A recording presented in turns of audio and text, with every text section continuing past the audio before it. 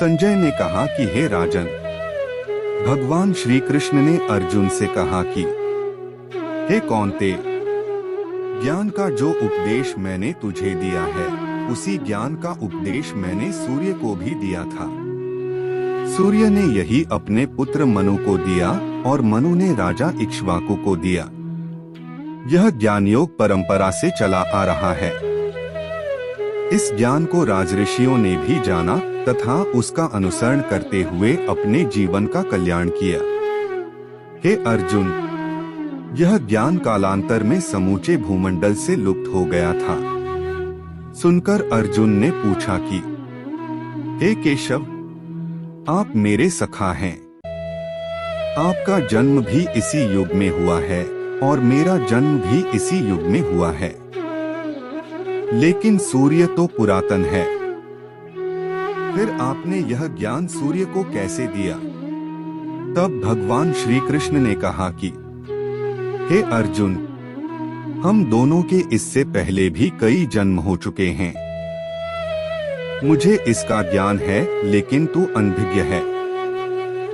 मैं समस्त प्राणियों का ईश्वर हूँ और जब जब धर्म की हानि और अधर्म की वृद्धि होती है तब तब मैं साधु पुरुषों का उद्धार करने के लिए, पापियों का नाश करने के लिए तथा धर्म की स्थापना के लिए प्रत्येक युग में अवतरित होता हूँ।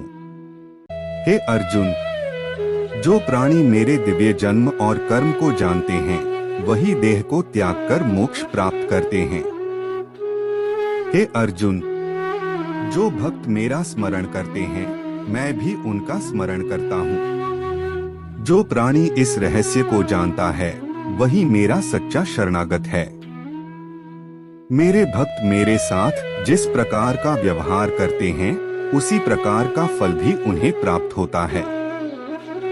हे अर्जुन, देवताओं में आस्था रखने वाले प्राणी धन, धान्य एवं पुत्रादि की कामना करते हुए उनकी पूजा, अर्चना एवं आराधना करते हैं। देवतागण उनकी इन अभिलाषाओं को पूरा भी करते हैं। हे अर्जुन, सृष्टि में गुणकर्म के अनुसार प्राणियों की रचना करने वाला भी मैं ही हूँ। चारों वर्णों का रचयिता भी मैं ही हूँ। इनकी रचना के समय ही मैंने इनके कर्मों का निर्धारण भी कर दिया है। इन प्राणियों में भी जो कर्ता या अकर्ता है उसे निश्चित रूप से समझ ले कि वह मेरा ही रूप है। प्राणियों के माध्यम से कर्म को करने वाला होने पर भी मैं कर्मों के बंधन में नहीं बंधता, क्योंकि कर्मफल के प्रति मेरी कोई कामना नहीं होती। इसलिए जो प्राणी मुझे तत्व से जानता है वह भी कर्मों के बंधन में नहीं बंधता। हे अर्जुन, अपने पूर्वजों का अनुसरण करते हुए तू भी कर्म कर। भगवान श्री कृष्ण के मुखारविंद से बार बार कर्म करने की बात सुनकर अर्जुन ने पूछा कि हे देवकी नंदन, आप बार बार मुझे कर्म करने के लिए प्रेरित कर रहे हैं, लेकिन कर्म क्या है यह तो बतलाइए। इस पर भगवान श्री कृष्ण बोले कि हे अर्जुन, कर्म, अकर्म और विक क्या है? इनको तत्वतः अवश्य ही जानना चाहिए। ऐसे कर्म जो शास्त्रानुसार किए जाते हैं वह नित्य कर्मादि कहलाते हैं। जो प्राणी अज्ञानतावश दुष्कृत्य कर बैठता है उसे विकर्म कहते हैं। प्राणी आलस्य के वशीभूत होकर कर्म नहीं करता उसे अकर्म कहते हैं।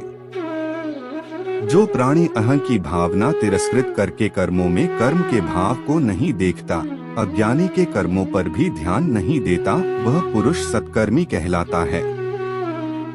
ज्ञान की प्रचंड ज्वाला ने जिसके सब कर्मों को जला डाला है, ऐसा प्राणी विवेकी पंडित कहलाता है। हे अर्जुन, जिसने ज्ञानरूपी अमृत का पान कर लिया है वह स्वतः ही तृप्त हो जाता है। ऐसा प्राणी किसी भी कर्म के बंधन में नहीं बंधता। जिस प्राणी ने मन तथा इंद्रियों को अपने वश में करके उन पर विजय पाली है वह महाज्ञानी है। वह शरीर की रक्षा संबंधी जो कर्म करता है, ऐसे ज्ञानी पुरुष को उन कर्मों का दोष नहीं लगता। हे अर्जुन, जिस प्राणी ने आत्म तत्व का ज्ञान पा लिया, उसका मन सदैव तृप्त रहता है। सुख दुख, सर्दी गर्मी, ईर्ष्या आदि उसे प्रभावित नहीं करते। उसे हर प्राणी में मेरे ही दर्शन होते हैं। ऐसे आत्मचिंतक को कर्म की बेड़ियां अपने बंधन में नहीं बांध सकती, क्योंकि आत्मज्ञानी के सभी कर्म नष्ट हो जाते हैं। हे धनंजय, अब अन्य प्रकार के योगों को भी सुन। पहला योग वह है जिसके द्वारा प्राणी अपनी आँख, कान आदि इंद्रियों पर संयम रखते हैं। दूसरा योग मौन धारण कर लेना है। जो प्राणी सभी इंद्रियों को वश में करके प्राण को 10वें द्वार में रोकते हैं, वह तीसरा योग है। मेरे साथ जुड़े रहकर और मेरी महिमा का बखान करना भी एक योग है।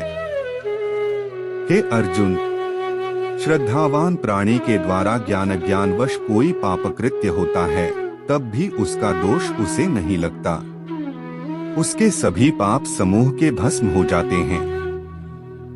हे अर्जुन, इंद्रियों पर संयम रखने वाला और निष्कपट मन वाला प्राणी ही ज्ञान प्राप्ति के बाद परम शांति पाता है। जिस प्राणी ने अपना सर्वस्व मुझे अर्पित कर दिया है और जिसके संशय मिट गए हैं, वह कर्म बंधन में नहीं पड़ता।